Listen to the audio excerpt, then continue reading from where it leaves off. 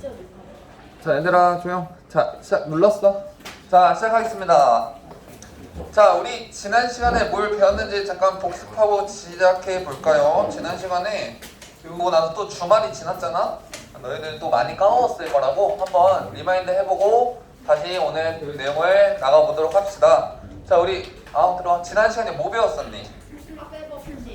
그렇지. 우리 처음으로 이제 경우의 수 단원에 들어갔다. 그래서 이 경우의 수 단원은 내가 지난 시간에도 말했다시피 매우 중요하다. 정말 매우 중요해. 왜냐면은 너희들이 이제 확통 단원을 갔을 때 되게 그냥 남들이 당연해 하고 넘어가는 부분들이 있을 거라고. 확통은 좀 그런 게 좀 심해. 논리가 있는데 굳이 그 논리를 하나씩 따지지 않아. 그러면 그 논리는 언제 배우냐? 지금 배우는 거야. 지금 배우고 있는 이 합의 법칙, 고배 법칙 이런 것들이 이제 확통에서의 논리인데 지금 완벽하게 너희들이 습득을 해놔야, 체화를 해놔야 내년에 확통 가서 남들이 당연하다라고 하고 넘어가는 것들이 너희들한테도 당연해질 수 있는 거야. 그렇지 않으면 진짜 어려워. 욕하지 말고 이제 그만 장난치고, 알겠지? 이거 뭐야? 왜 가운데 손가락 뭐야, 정민아? 제가 먼저 했어요. 그러니까 욕하지 말고 장난치지 말고 이제 자 시작할게요. 어쨌든 했잖아. 내가 봤잖아. 그리고 나한테 걸렸잖아. 그냥 하지 말라고. 자, 볼게요. 자, 그래서 우리 복습을 잠깐 해볼 거야. 복습 중요하다고 계속 얘기하고 있습니다. 자, 합의 법칙이랑 고배 법칙이었는데, 자, 그러면 합의 법칙이라는 게 뭐였어? 이게 뭐야? 그러면 뭐였니? 그게 포인트야, 얘들아. 더하는 거는 이름만 봐도 누구나 다 알아. 이름 자체가 합의 법칙이잖아. 그럼 더하는 거지, 당연히. 근데 언제 더하는지 그 조건을 알아야 돼. 그 조건이 뭐였어? 그렇지. 두 사건이라고 적어줄까? 이거 안 적으면은 어떤 게 동시에 일어나는지 아닌지를 잘 모르니까 적어줄게. 다시. 동시에 일어나지 않는데 뭐가 동시에 일어나지 않는 거냐면 두 사건이 사건 A랑 사건 B가 있는데 그 두 사건이 동시에 일어나지 않을 때, 그럴 때 우리가 그 각각의 사건이 일어나는 경우의 수를 더하니까 그것을 합의 법칙이라 했었잖아. 예를 들어서 가장 대표적인 게 뭐가 있었니? 가장 대표적인 예시로 뭐가 있었어? 어떤 데 우리가 합의 법칙을 사용해? 연애대상? 연애대상 말고 그런 거 말고 되게 대표적인 예시가 있었잖아. 어떤 경우에? 기억이 안 나나? 우리가 합의 법칙을 쓰는 가장 대표적인 예시는 뭐였냐면, 잘 들어. 경우를 나눌 때야. 경우 나눌 때. 무슨 소리야? 우리가 어떤 경우의 수를 구하라고 했는데 너희들이 첫 번째 경우, 두 번째 경우, 뭐 홀수가 나오는 경우, 뭐 짝수가 나오는 경우 이렇게 나누잖아. 그렇게 경우를 첫 번째, 두 번째, 세 번째, 네 번째로 나누는 순간 각각의 경우는 절대로 동시에 일어날 수가 없는 거야. 그러니까 나눈 거야. 1의 자리에 6이 나오는 경우, 1의 자리에 뭐 5가 나오는 경우, 이렇게 경우를 나누면서 문제를 풀 거 아니야. 그렇게 경우를 나눴다는 것 자체가 사건이 동시에 일어날 수 없으니까 나눈 거라고. 이해를 했어? 그럴 때 우리는 무조건 더할 거야. 따라서 너희들이 뭔가 개수를 구할 때, 경우의 수를 구할 때 경우를 첫 번째, 두 번째, 세 번째로 나눠서 경우를 구했다는 얘기는 그것들을 다 더해라는 얘기야. 됐지? 자, 그러면 고배 법칙은 뭐였을까? 이건 뭐였니, 얘들아? 마찬가지로 두 사건이 이건 어떨 때? 그렇지. 얘는 이제 거꾸로 두 사건이 뭐 할 때? 동시에 일어나는 경우야. 동시에 일어나는 경우에 우리가 각각의 사건 A, 사건 B가 그 개수를 서로 곱해서 전체의 경우의 수를 구해내는 방법이었잖아. 맞지? 자, 예를 들어 뭐가 있었니? 예를 들어 뭐 우리가 지난 시간에 했던 예시로는 뭐 등산로의 개수를 파악하는 것도 있었고, 그지? 또 뭐도 있었어? 약수의 개수를 구하는 것도 있었고, 또 항의 개수를 구하는 것도 있었는데 우리가 지난 시간에 이거 연습하다가 그만 시간이 없어서 딱 그만뒀었잖아. 그럼 마저 연습을 해보고 갈까 그러면? 마저 연습해보고 가자. 우리 지난 시간에 뭘 하다가 막 그만뒀었냐면은, 자, A 더하기 B 그리고 P 더하기 Q 그리고 X 더하기 Y 더하기 Z라는 항을 전개했을 때 나올 수 있는 항의 개수를 구하라 라는 문제에서 이걸 고배 법칙으로 해결했었단 말이야. 근데 너네 둘이 거기 보이니? 근데 왜 거기 그냥 이렇게 앉아 있어? 아무것도 안 보이면서. 어떻게 방법이 없나? 둘이는 졸로 가자. 여기 우리 카메라 있는 자리랑 예언이가 옆에 붙고 거기 가운데로 여기 세 자리 딱 나오잖아. 여기 셋이 앉자. 알겠지? 여기 앉지 마. 여기 안 보여. 여기 앉아주세요. 이렇게 셋이. 됐죠? 좀 이따 내가 이것만 설명하고 가자. 그러면 영양 기르기 할 때. 자, 볼게요. 자, 아무튼 요 전개했을 때 나올 수 있는 항의 개수를 구하는 문제에서 우리가 고배 법칙으로서 이것을 해결할 수 있었단 말이야. 어떻게 하는 거였냐면, 자, 얘를 전개해라 라는 말 뜻은 그 무슨 뜻이냐면, 여기 앞에 있는 이 첫 번째 놈을 1항이라 부를 것이고, 두 번째 있는 이 P 더하기 Q를 2항이라 부르고, 마지막 세 번째 있는 X 더하기 Y 더하기 Z를 내가 3항이라 만약에 부른다면, 얘를 전개해라는 거는 1항에서 하나를 뽑고 2항에서 하나를 뽑고 3항에서 하나를 뽑아서 각각 뽑은 것들을 다 곱해서 그것을 적어주세요가 전개야. 맞아? 야, 그러면 1항에서는 지금 어떤 경우일 수가 있어? 누구를 뽑을 수 있는 거야? 1항에서는 그치? A를 뽑거나 B를 뽑거나 둘 중에 하나를 뽑는다고. 2항은 P나 Q 둘 중에 하나를 뽑을 거고, 3항은 X를 뽑거나 Y를 뽑거나 Z를 뽑을 거야. 그럼 만약에 말이야 내가 1항에서 A를 뽑고 2항에서 Q를 뽑고 3항에서 Y를 뽑았어. 그럼 어떤 항이 나오는 거야? A, Q, Y라는 항이 더하기로 이렇게 연결되어 있는 거라고. 이렇게 전개를 하는 거라고. 느낌 와? 무슨 소리인지? 만약에 내가 이렇게 A, Q, Y를 뽑으면 이런 항이 탄생하는 거라고. 그럼 이렇게 전개를 하면 총 몇 개 항이 나오냐라는 거는 결국 어떻게 산다는 거야? 1항에서 나올 수 있는 경우의 수는 몇 가지? 두 가지. 그치? A를 뽑거나 B를 뽑거나. 2항은 여전히 두 가지야. P를 뽑거나 Q를 뽑거나. 3항은 세 가지란 말이야. X를 뽑거나 Y를 뽑거나 Z를 뽑을 거 아니야. 근데 얘네들을 다 각각 뽑아서 동시에 곱할 거 아니야. 야, 얘 뽑고 얘 안 뽑으면 돼? 안 돼. 세 개 항 모두 다 하나씩 뽑아야 돼. 다 동시에 일어나는 거잖아. 어떻게 해? 이것들을 싹 다 곱할 거야. 총 몇 가지야 그래서? 12가지 항이 존재하겠습니다 라고 결론을 내렸었다고. 이게 우리가 항의 개수를 고배 법칙을 이용해서 푸는 방법이었잖아. 맞니? 이렇게 해결했었단 말이야. 됐죠? 자, 그러면 우리 너네 학습지에 보면 내가 문제 엑셀사이즈로 갖고 왔구나. 자, 지금 1번을 푼 거고 이그젬플 1번을 푼 거고 이그젬플 2번을 한번 풀어보자. 이번엔 마찬가지로 항의 개수를 셀 건데 이번에는 A가 반드시 포함되어 있는 항의 개수를 셀 거야. 한번 응용해 보자고. 시간 좀 줄 테니까 한번 해봐요. 그리고 나서 다 한 친구들은 수학 역량 기르기까지 한번 풀어보자. 자, 5분 정도 줄게요. 자, 해보세요. 자, 선생님 같이 합시다. 박수 쳐주세요. 자, 박수. 우리 그래도 승준이가 내가 설명을 지금 방금 들어봤거든? 네, 제가 조금 알고 있는 것 같기는 한데 처음이니까 내가 넘어가지고 있겠습니다. 일단 나와서 발표를 했다는 것 자체가 매우 기특하잖아, 그지? 또 우리 8반에 쉬는 시간에 위하여 또 승준이가 용기 있게 나왔어요. 자, 같이 한번 봅시다. 설명을 해줄게요. 여기 앞에 보세요. 자, 같이 봐봐. 설명해줄게. 들어봐. 자, 똑같은 문제인데 아까는 A 더하기 B, P 더하기 Q, X 더하기 Y 더하기 Z에 전개했을 때 나올 수 있는 전체 항의 개수를 물어봤다면 이번엔 뭐야? A를 포함한 항의 개수를 물어봤단 말이야. 야, 잠깐만, 어떤 개념이냐면 약간 이런 개념인데 잘 들어봐. 우리가 예전에 집합 1, 2, 3, 4가 있었을 때 이 집합의 부분집합의 개수는 어떻게 구합니까? 했을 때 너희들 어떻게 했었니?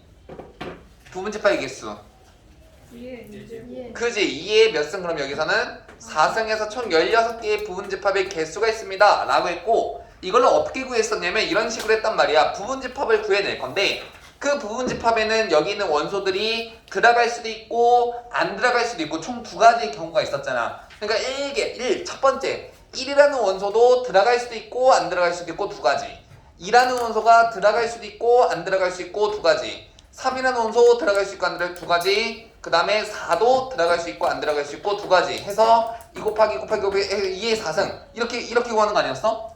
이게 16가지였잖아. 근데 문제를 살짝 변형해서 부분집합들 중에서 2는 반드시 포함하고 1은 반드시 포함하지 않는 부분집합의 개수 물어보면 어떻게 썼니? 몇 가지야?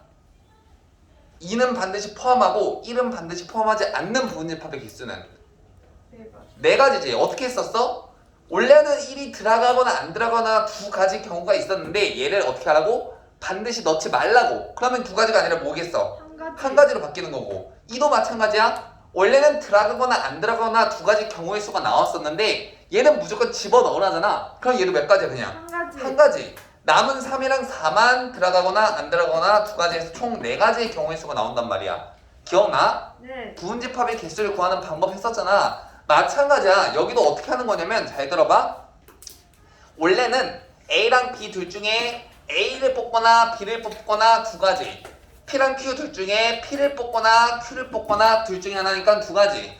자, X 더하기 Y 더하기 Z는 각각 X를 뽑거나 Y를 뽑거나 Z를 뽑거나 세 가지야. 그래서 12가지였단 말이야. 근데 지금 A를 포함한다는 얘기는 무슨 뜻이야?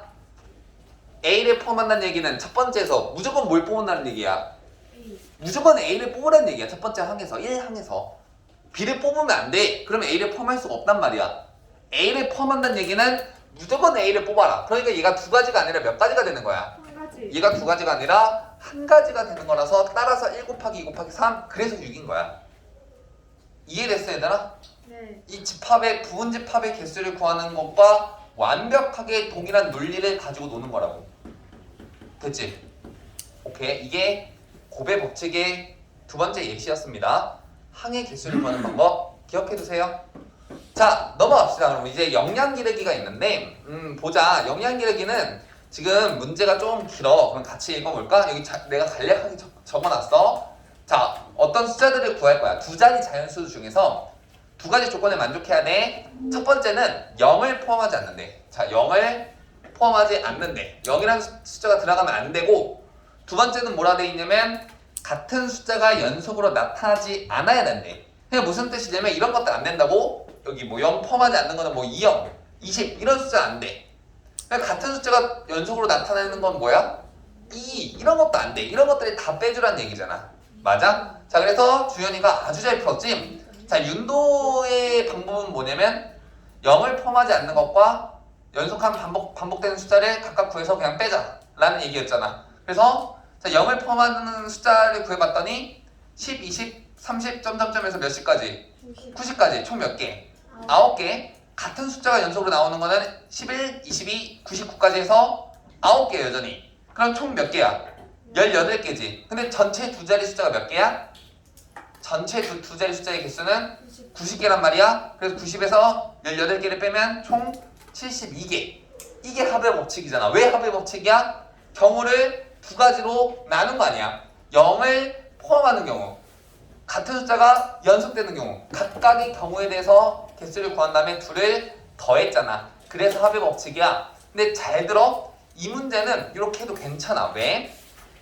네가 나눈 두 가지 경우가 절대로 어떻기 때문에, 절대로 동시에 일어날 수 없기 때문에 0을 포함하는 경우와 같은 숫자가 연속인 경우는 절대 동시에 일어날 수 없으니까 이렇게 나눠서 합의 법칙으로 하면 돼.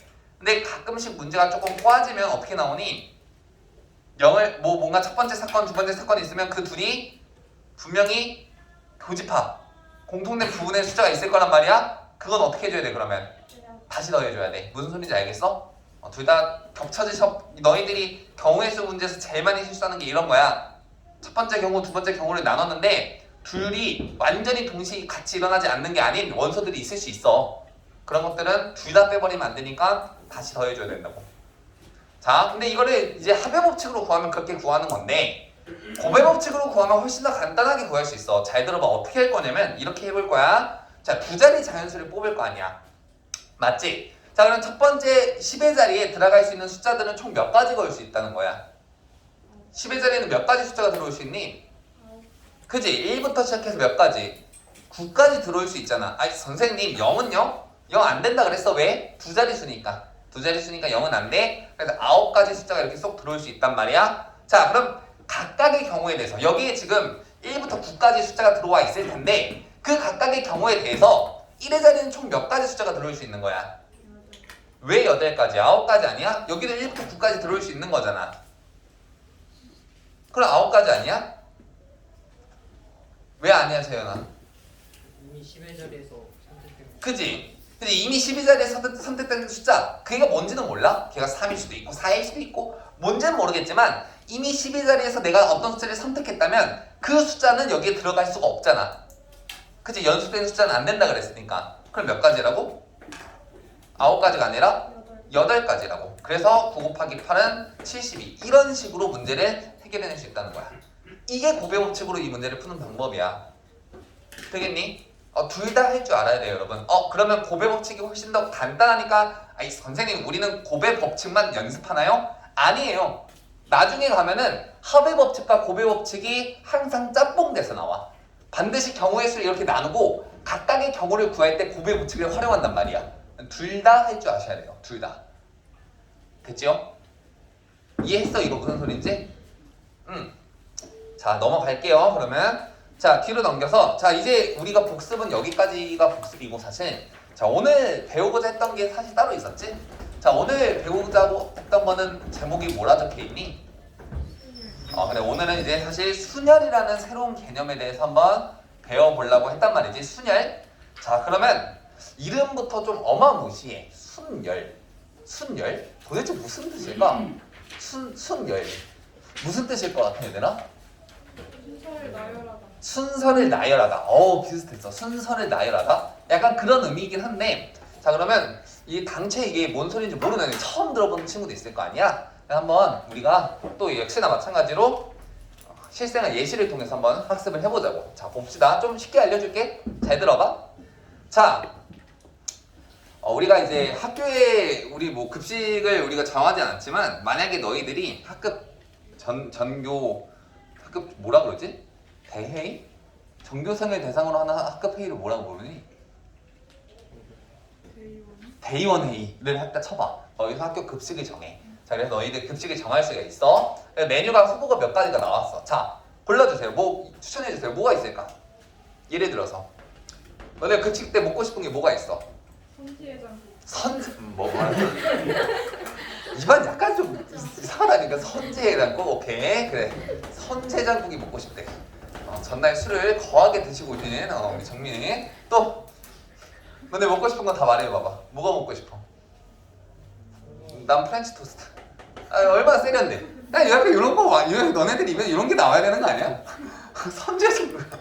프렌치 토스트. 또 먹고 싶은 거 말해봐요. 쇠고기 묵국. 오케이, 개인 취향을 존중해주겠습니다. 자, 쇠고기 묵국 맛있죠? 나 좋아해. 난 좋아해. 두부김치. 두부기. 좀 아버님 혹시 약주를 좀 좋아하시니? 약간 그런 느낌인 것 같은데. 메뉴가 집에서 먹는 메뉴가 약간 그 안주 메뉴 플러스 해장 메뉴인 것 같아. 두부김치 좋아요. 아주 좋아요. 두부김치. 소주 파신. 자, 또 먹고 싶은 거 하나만 더 해보자. 칼국수. 저기 약간 우리 어머니가 약간 좋아하는 칼국수. 멸치 국물에 아주 맛있습니다. 멸치다시랑 국물 칼국수. 자, 여기까지만 할게. 더 하다가는 내 입맛이 배릴 것 같아. 자, 여기까지 하겠습니다. 자, 아무튼 이렇게 후보가 여러 가지가 나왔고, 자, 우리가 이래서 여기서 이제 점심 메뉴를 하나를 픽할 거야. 점심 메뉴. 그리고 나서 이제 우리가 나는 학교 다닐 때 사실 학교에서 저녁도 줬거든. 저녁까지 한번 픽해보도록 합시다. 그냥 만약에 가정을 해보는 거야. 저녁까지 만약에 학교에서 먹어서 학교에서 저녁을 준다고 생각을 하는 거야. 자, 그럼 점심에는 뭘 먹을까? 골라주세요. 뭘 먹을래? 칼국수 먹고 싶어? 네, 점심에는 만약에 내가 칼국수를 이렇게 선택했어. 그럼 저녁은? 선지해장국. 그치? 점심에 두부김치와 선지해장국이 짬뽕으로 막 나오고 있는데 하나만 골라보자. 둘 다 별로. 그러면 저녁엔 두부김치로 소주 한잔 하고 다음날 아침에 선지해장국 먹는 걸로. 오케이? 그래. 두부김치. 내가 무슨 소리 하고 있는 거야 지금. 아무튼 내가 말하고자 하는 건 뭐냐면 내가 점심에 칼국수를 먹었으면 저녁에 또 칼국수를 먹진 않는단 말이야. 그잖아. 우리가 메뉴 선택할 때 둘 다 동시에 칼국수 이러진 않을 거 아니야. 그지? 자, 그걸 얘기하고 싶었던 건데, 자, 이런 식으로 내가 점심과 저녁 메뉴의 세트를 결정할 수 있는 방법의 개수를 구해볼 건데, 아까 여기 했던 거랑 완벽하게 흡사하거든? 요 곱에 붙일까? 잘 들어봐. 점심에 올 수 있는 메뉴의 개수는 총 몇 가지가 있어? 그지? 5가지 후보 중에 하나를 뽑을 거 아니야? 그냥 5가지 어떤 선택권이 있잖아. 5가지. 그럼 저녁은? 저녁 몇 가지야? 네 가지지. 왜? 아 점심에 칼국수 먹었으면 저녁엔 그거 안 먹는다 그랬잖아. 그럼 내가 점심에 뭘 먹던 간에 그 메뉴는 제외한 나머지 4가지 메뉴가 올 수 있는 거 아니야 이렇게? 그지? 그리고 이들이 하나의 세트 메뉴잖아. 동시에 일어나잖아. 어떻게 하면 돼? 둘을 곱하면 돼. 그럼 총 몇 가지의 경우의 수가 나오는 거야? 20가지의 경우의 수가 이런 식으로 나온단 말이야. 되겠니? 방금 전에 했던 거랑 똑같은 얘기야 지금. 맞지? 자 근데 이번에는 우리 학교가 발달돼가지고 아주 미래 2032 요즘 유튜브 채널 중에 2032 막 캠핑 막 이런 거 있던데 그거 재밌더라고. 2032 학교라 쳐봐. 야식까지 줘. 야식까지. 자 야식까지 이제 결정할 거야. 자 그러면 5 곱하기 4에서 끝나는 게 아니라 자 그러면 내가 점심엔 칼국수 저녁엔 두부김치를 먹었어.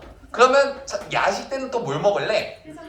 뭐 해장국을 먹는 쳐? 아무튼 내가 점심에는 5가지 중에 하나를 고를 거고 저녁에는 점심에 먹었던 걸 제외한 4가지 중에 하나를 고를 거고 그럼 야식은 점심 저녁을 제외한 3가지 중에 하나를 고를 거 아니야? 그럼 총 몇 가지 경우의 수가 나와? 5 곱하기 4 곱하기 3 하면 몇 가지? 60가지 경우의 수가 이렇게 나온다고. 이해됐어 얘들아? 네. 그럼 결국 수년이라는 거는 뭐냐면 수년이라는 거는 일단 교과서적으로 정의를 해보자면 이렇게 되어 있어. 서로 다른 n개에서 알개를 뽑아 1열로 나열한다 라고 되어 있거든 교과서에서는. 근데 나는 그렇게 표현하지 않을게. 나는 어떻게 표현할 거냐면 알개를 뽑아 순서를 정해준다 라고 표현할게. 순서를 정해주는 개수.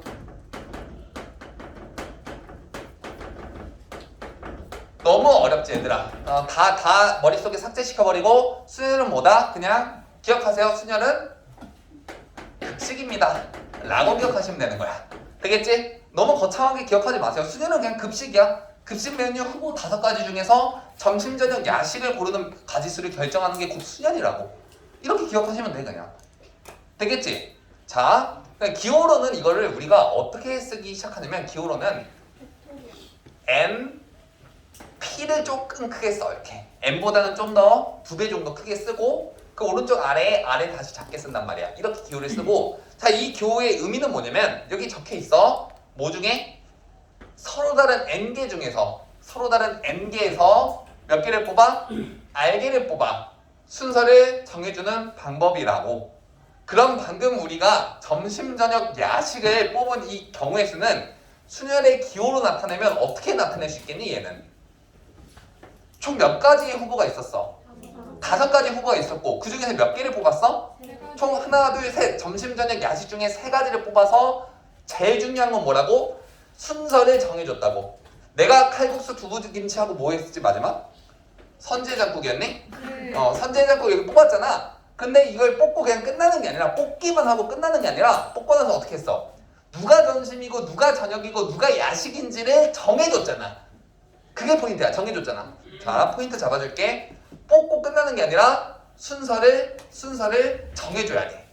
그런 경우를 우리가 뭐라 부른다고? 순열이라 부른다고. 얘는 5P3이고 기호로 나타내면 계산할 때 어떻게 썼어? 5부터 시작해서 어디까지? 3까지 순서대로 5, 4, 3 순으로 곱하면 그게 곧 순열의 개수가 된단 말이야. 되겠니 얘들아? 무슨 소리 하는지 이해가 돼? 보자. 자 그러면 NPR 이번에는 이제 5P3이 아니라 일반적으로 서로 다른 N개에서 알개를 뽑아 순서를 정해주는 경우의 수를 한번 구해볼 건데 그럼 다 봐봐. 자 일단은 알개를 뽑는다 그랬으니까 자리가 총 알개의 자리가 있을 거야. 이렇게 알개의 자리가 이렇게 있을 거야. 알개. 자 그러면 이 NPR이라는 건 어떻게 구하는지 한번 같이 한번 해보자. 자 첫 번째 자리에는 몇 개의 가지수가 나올 수 있겠니? NPR 구할 거야 지금.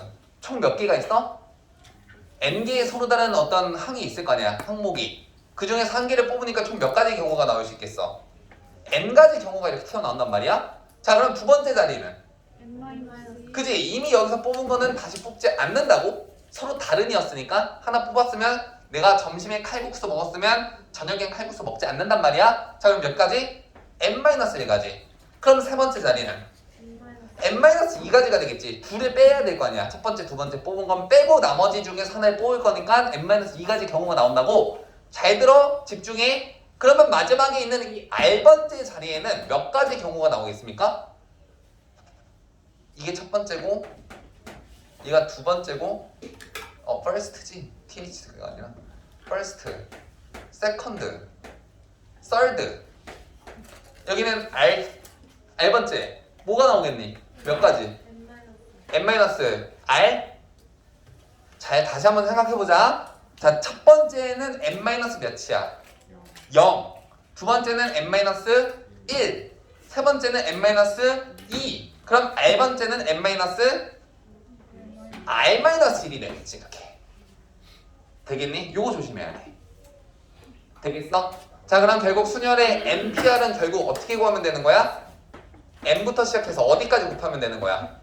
점점점 어디까지? n-r 플러스 1까지의 곱이 곧 NPR이라는 순열의 계산법이 되는 거야. 너무 어려운데 얘들아 개념이 지금 들어보니까 당최 이 새끼가 뭔 소리를 하는지 모르겠잖아. 근데 그렇게 생각하지 마. 그냥 순열은 이런 어렵게 생각하지 마시고 그냥 뭐라고 생각해? 급식이야 급식. 5가지 메뉴 중에서 점심 저녁 야식을 고르는 메뉴가 그 방법의 수라고 생각하라고. 이렇게 기억하시면 매우 쉽게 기억이 된단 말이야. 되겠지? 여담인데 얘들아 여담인데 자 이 P라는 이 알파벳은 어디서 튀어나온 알파벳일까? 약자야. 무슨 단어의 약자일 것 같아? 혹시 알고 있는 친구 있니? 팩토리얼? 아니야. 그거는 계승이란 놈이고 얘는 조금 달라. 뭐의 약자일 것 같아? 예은아 혹시 알고 있니? 예은아 수업 좀 들어줘. 이 P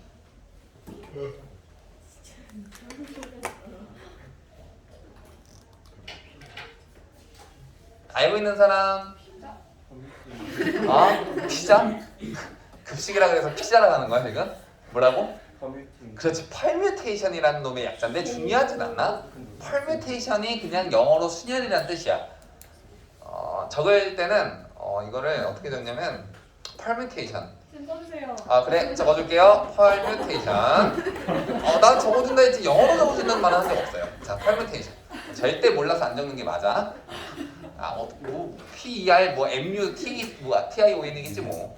그렇지. 중요하지 않습니다. 아무튼 permutation이라는 놈의 약자 NPR입니다. 됐죠? 이러면 왜 P인지가 잘 안 보이냐? 그러면 P 대신 뭘 적을까? 이렇게 적자. permutation. permutation이야, permutation. P가 그래서 약자인 거야. 됐지? 오케이. 자, 그럼 이제 순열이 대충 뭔지는 알았어. 근데 너무 거창하게 생각하지 말고 정의는 기억하되 너무 거창하게 생각하지 마시고 그냥 순열은 뭐다? 급식이다. 순열은 급식이다. 급식 메뉴를 결정하는 방법이 곧 순열인 거야. 자 그럼 연습을 한번 해보자 같이. 자 밑에 내리면 문제 1번이 있을 건데 아니지 이그젬플부터 하자. 자 이그젬플 있는데 자 같이 읽어볼게. 후보가 총 몇 명이야? 5명. 이 중에서 회장 하나 부회장 한 명을 뽑는다는 거 아니야? 그러면 잘 생각을 해봐. 자 일단 총 몇 명을 뽑아? 2명을 뽑아. 자 그럼 첫 번째 회장 자리에는 몇 명의 가지수가 올 수 있어? 그치? 후보가 5명이니까 5명 중에 1명이 회장이 될 거 아니야? 그럼 회장이 될 수 있는 가지수는 일단 5가지야. 그러면 그렇게 해버리고 나면 부회장은 몇 가지가 남아? 4가지지. 왜? 만약에 주연이가 회장이 됐는데 갑자기 주연이 뭐 또 부회장을 하고 할 수는 없잖아. 회장된 친구들을 빼고 4명 중에 부회장을 겨룰 거 아니야. 그럼 부회장은 몇 가지? 4가지 중에 하나가 나올 거라고. 그럼 총 몇 가지야?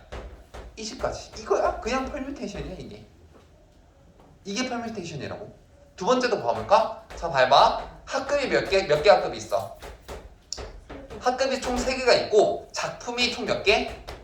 7개의 작품이 있어. 자 봅시다. 그 중에서 학급 1명당 작품 하나씩을 가져오겠다는 얘기 아니야? 맞아? 그럼 이렇게 생각을 해봐. A학급, B학급, C학급이 있어. 자 그러면 A학급은 일단 몇 개의 작품을 가져올 수 있어? 그치? 7개의 작품을 갖고 올 수 있어. B학급은 근데 A가 가져간 작품은 빼고 가져가야 될 거 아니야. 그럼 몇 가지야? 6가지. 그럼 C학급은? 그지? A, B에서 가져간 작품 빼고 남은 5개 중에 하나를 가져갈 거 아니야? 그럼 총 5가지 경우가 있으니까 총 몇 가지야 얘는 그러면? 765 다 곱하면 210이야. 그리고 얘를 기호로 쓰면 어떻게 쓰는 거야 그러면? 7 그지? 총 7가지 작품 중에서 퍼뮤테이션 몇 개를 골라? 3개를 골라서 고르기만 하고 끝나는 게 아니라 어떻게 한다고? 각각의 학급의 순서를 배정해줘야 된다고. 내가 만약에 뭐 고흐 나 잘 모르는데 이거 그 다음 뭐 피카소 벌써 고갈되고 있어? 잠깐 기다려봐. 모네 다 나왔다. 이 정도 했으면 아주 지적이었어. 자 이렇게 3가지를 골랐어. 고로 끝나는 게 아니야.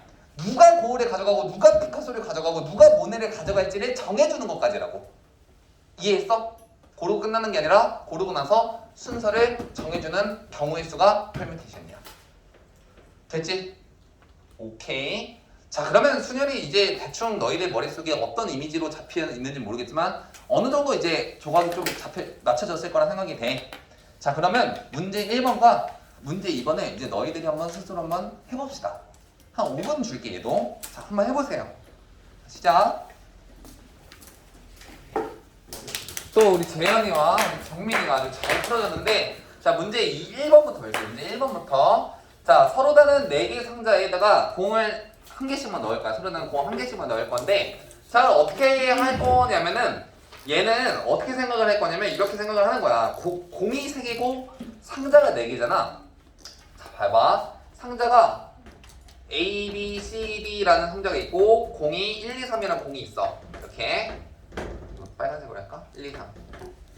자 그러면은 상자에 공을 넣지만 그렇게 생각하지 말고 공에다가 상자를 배열한다 생각을 해봐. 1번 공에는 몇 가지 상자가 들어올 수 있겠어? 빨리 하자. 1번 공에는 몇 가지 상자가 올 수 있어? 4가지 상자가 올 수 있지. 얘들아 이것만 할게. 4가지 상자가 올 수 있어. 2번 공에는 3가지 상자가 올 수 있지. 1번 공 상자 빼고. 그럼 3번 공은 2가지. 그러면 이거는 다 곱하면 결국 기호로는 4P3이라 쓸 거고 4P3이라 읽어. 4P3.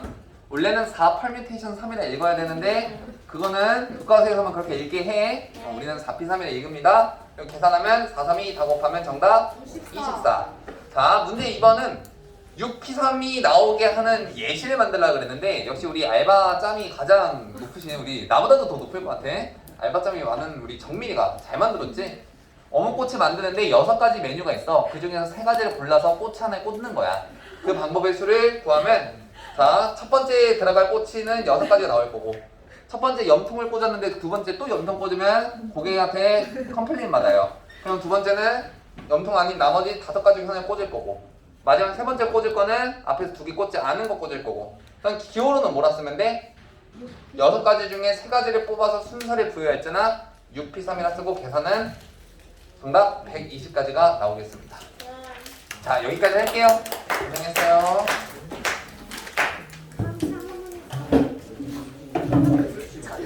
대출 명재야 일로 와. 가자.